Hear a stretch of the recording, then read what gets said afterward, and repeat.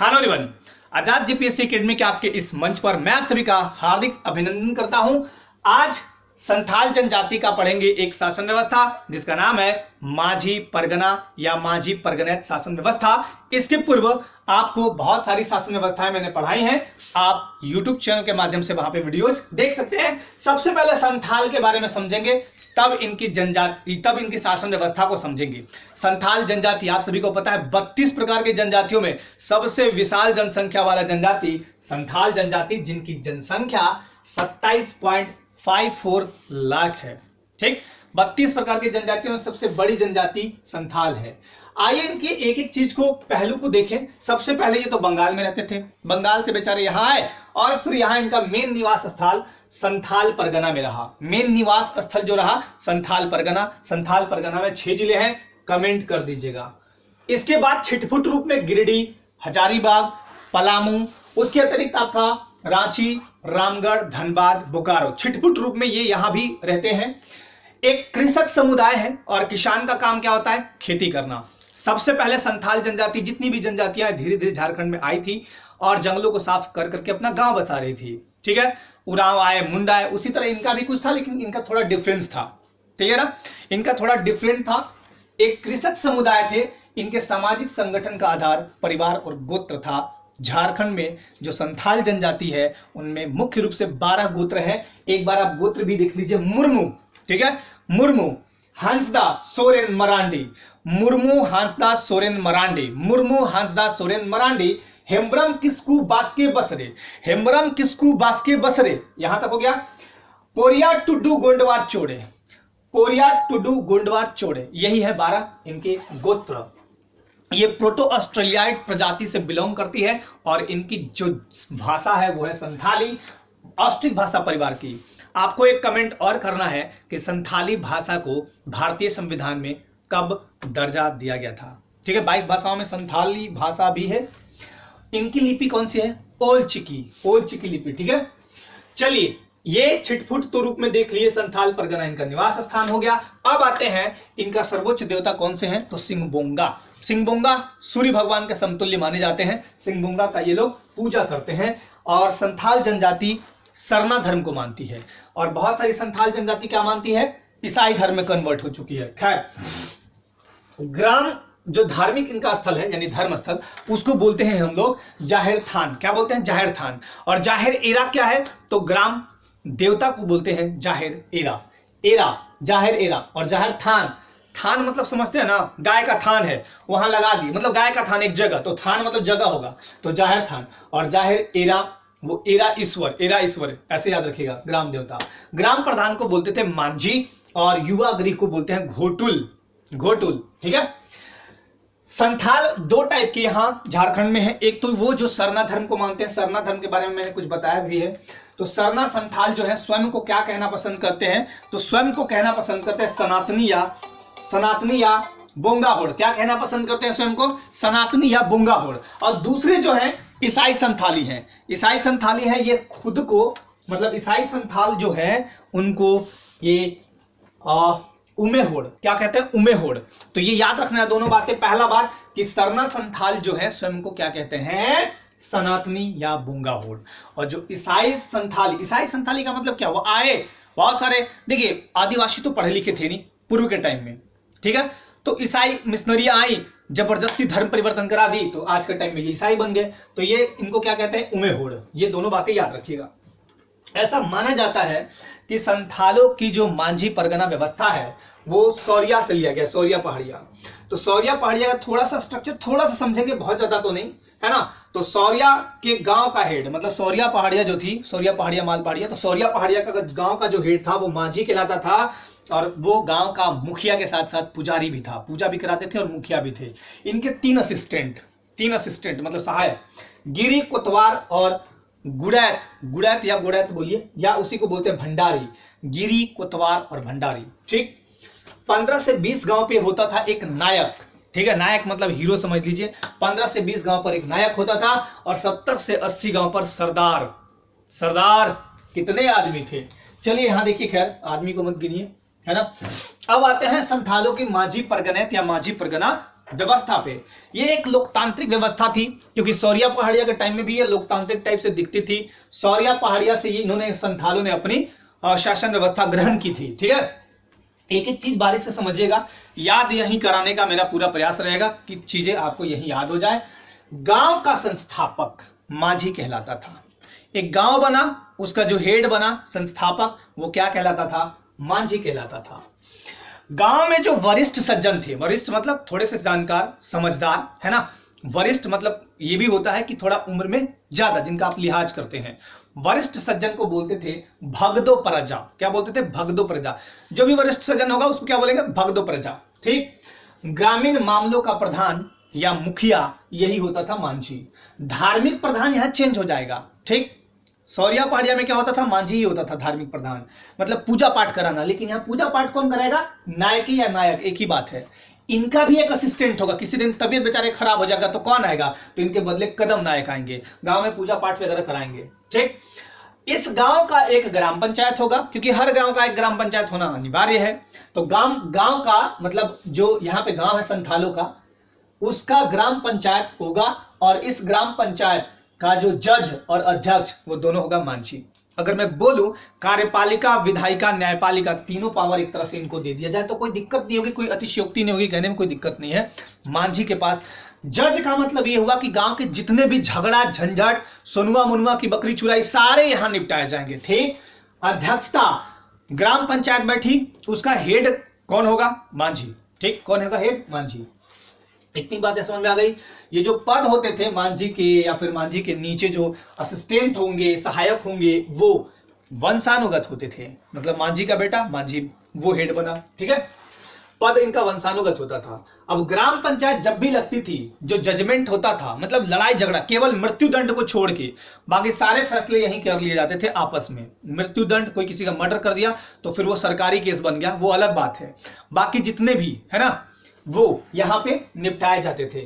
यहां पे ध्यान दीजिएगा, इनके सहायता के लिए ग्राम पंचायत का सहायक, मतलब जो ये अध्यक्षता करते थे माझी, इनके सहायक के रूप में 4 लोग होते थे। कौन कौन? देख लीजिए।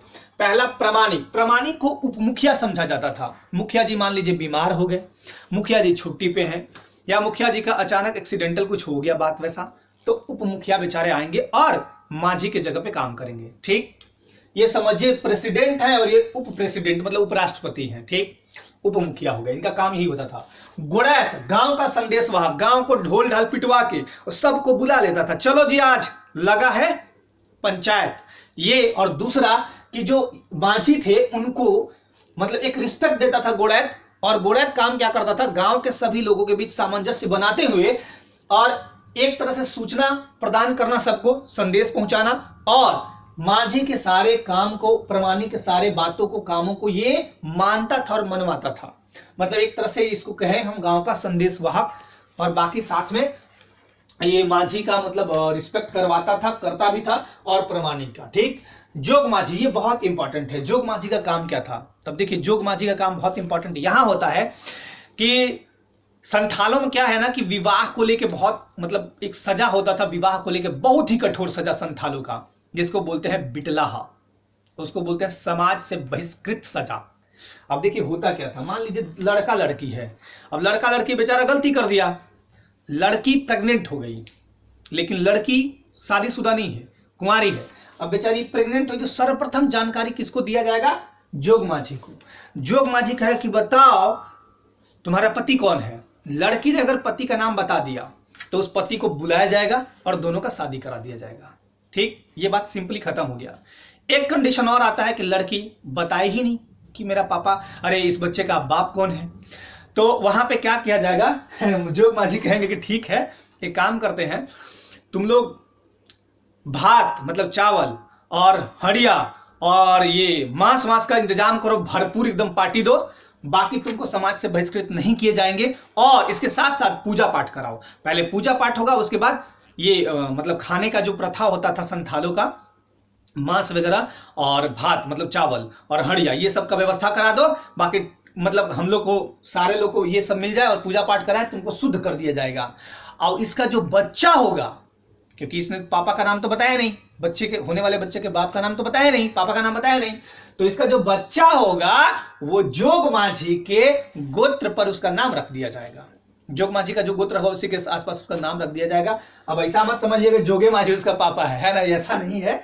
लड़की अगर, तो ये बिटलाहा क्या होता था समझ लीजिए। बिटलाहा ये होता था कि अगर ये दोस्त, मतलब इसमें अगर कोई गड़बड़ी किया या फिर ऐसा है कि लड़का मानने को तैयार नहीं है कि हम शादी नहीं करेंगे, तो उसको बिटलाहा सजा दी जाती थी। बिटलाहा का मतलब होता था समाज से बहिष्कृत, समाज में कई तरह के प्रताड़ना दे के और गांव से बाहर, आज से तू हमारे संथाल समाज में बिल्कुल नहीं हो, आउट। जैसे मैं इसको एक एग्जाम्पल के तौर पर समझा देता हूं। जैसे मान लीजिए कोई एक व्यक्ति है, मैं कोई जाति का नाम ले रहा हूं, एक व्यक्ति है, एक उसका पार्टिकुलर घर है, मान लीजिए कोई एक गांव है, ठीक है, या एक जिला ले लेता हूं, खूंटी जिला। खूंटी जिला में जो भी लोग रहते हैं, मान लीजिए कोई एक व्यक्ति है, उसकी एक लड़की के साथ मतलब उसका संबंध होता है, लड़की प्रेग्नेंट होती है और लड़का कहता है कि हम शादी नहीं करेंगे, लड़की कहती है कि तुमको करना है। तो समाज में जब ये बैठेंगे जोग मांझी तो ये कहेंगे कि बाबू शादी कर लो, नहीं तो तुमको बिटलाहा सजा दिया जाएगा। अब बिटलाहा का मतलब तुमको यहां से, इस पूरे एरिया से बहिष्कृत किया जाएगा, हमारे समाज में तुम हो ही नहीं, फिर कोई तुमको एक्सेप्ट नहीं करेगा। तो ये काफी कठोर सजा होती थी। तो जोग मांझी का काम ये था। जोग प्रमाणिक क्या थे? प्रमाणिक का असिस्टेंट। प्रमाणिक जब कोई काम बहुत बड़े करते थे तो उनका असिस्टेंट के रूप में कौन था? जोग प्रमाणिक। ये बातें याद रखिएगा। तो ये चारों और जज, ये मांझी, ये क्या करते थे? ये इनका पद क्या होता था? वंशानुगत। ठीक है, चलिए आगे बढ़ते हैं। 5 से 8 गांव के मांझियों को मिला के, 5 से 8 गांव के मांझी मिल गए तो फिर एक देश मांझी बनते थे। एक देश मांझी को बनाया जाता था। देश मांझी को मोड़े मांझी भी कहा जाता है। ये होते कौन थे एक्चुअली देश मांझी? तो देश मांझी होते थे परगनैत का सहायक। ध्यान दीजिएगा एक बात और, मामला अगर यहां नहीं निपटा, बिटलाहा वाला मतलब मामला यहां नहीं निपटा, तो फिर ये कहां चल जाएगा? देश मांझी के पास। देश मांझी या फिर परगनैत के पास जाएगा वो मामला, बिटलाहा वाला, और फिर समाज बहिष्कृत कर दिया जाएगा। ये कि बहुत बेइज्जती वाली बात होती है ये, पर इस बिटलाहा वाला बहुत कठोर मतलब आता है, ठीक है ना। तो अब देखिए देश मांझी या मोड़े मांझी ये क्या करते थे? देश मांझी चकलदार की नियुक्ति, चकलादर की नियुक्ति करते थे। अब ध्यान दीजिएगा, चकलादर जब मुगल टाइम में शाहजहां था उस समय चकला व्यवस्था थी, और चकलादर होते कौन थे? परगना के संदेशवाहक। परगना के संदेशवाहक। ये परगना कैसे बनेगा अब मैं दिखाता हूं, थोड़ा सा देख लीजिए। 5 से 8 गांव के मांझी मिलके एक देश मांझी का चयन करते थे, ठीक। चलिए 15 से 20 गांव पर बनता था परगना, ठीक है। अब इस परगना का एक हेड होगा जिसका नाम होगा परगनैत, ठीक। परगनैत मतलब एक छोटा जमींदार समझ लीजिए, ठीक है। परगनैत का काम एक छोटा जमींदार जैसा था। इनका काम क्या होता था? इनका काम होता था गांव में, मतलब उस परगना में शासन व्यवस्था बनाए रखना, शांति व्यवस्था बनाए रखना, सुशासन व्यवस्था चलाना। इनका चयन कैसे होता था? तो ग्राम पंचायत के जो मांझी लोग थे उन लोग मिलकर इनका चयन करते थे, ठीक। चलिए अब ये यहां समझिए। अब ये परगनैत का सहायक जो था, इस परगनैत कौन था? परगना का प्रधान। परगना कैसे बनता है? 15 से 20 गांव, 15 से 20 गांव को जोड़े एक परगना बन गया, ठीक। उस परगना का जो हेड व्यक्ति होगा वो होगा परगनैत। उस परगनैत का असिस्टेंट जो होगा, सहायक जो होगा, वही होगा देश मांझी, ठीक। इस देश मांझी का चयन कैसे होता था? तो 5 से 8 गांव के मांझी मिलकर करते थे, ठीक। चलिए अब देश मांझी का काम क्या था? तो चकलदार की नियुक्ति, परगना का संदेश वाहक था। ये परगना जो था इसका संदेश वाहक था। परगना का बात जो था यहां से वहां पहुंचाना इसका। अब परगना जो है 15 से 20 गांव में जो बना है, 15 से 20 गांव को मिलाकर उसके संचालन हेतु एक परिषद बनाया गया जिसका नाम था परगना परिषद। क्या था? परगना परिषद। अब एक चीज और ध्यान दीजिए, कुछ चीजें ऐसी होती हैं जो किसी को नहीं जचता। जैसे आप ही का एग्जाम दिए, कोई गड़बड़ी हो गया, सरकार सुन नहीं रही है, तो आप क्या करेंगे? सुप्रीम कोर्ट जाएंगे। तो यहां पे ध्यान दीजिए, मांझी और परगना पंचायत के विरुद्ध किसी को जाना है तो वो एक जगह जा सकता है, सिंद्रा बैसी परिषद। संथालों का सर्वोच्च परिषद, मतलब हम इसको मान ले सुप्रीम कोर्ट है। संथाल का सुप्रीम कोर्ट कौन सा है? तो ये है सिंद्रा बैसी परिषद। सिंद्रा नाम क्यों दिया गया? तो जब शिकार करते थे ना उसी समय ये परिषद बैठती थी, शिकार के टाइम में ही ये परिषद बैठती थी। सिंद्रा का मतलब होता है काटना या मतलब शिकार करना, ठीक है ना। तो सिंद्रा परिषद जो था संथालों का सर्वोच्च परिषद था। तो ये कब जाते थे? मांझी पंचायत या परगना पंचायत कोई गड़बड़ कर दे तब उसके विरुद्ध जाते थे लोग, सेंद्रा वैसी परिषद। ठीक है ना, ये याद रखिएगा। 2-3 बातें मैं और बता देता हूं। संथालों में अगर सबसे बड़ा सजा था तो वो था बिटलाहा यानी सामाजिक बहिष्कार।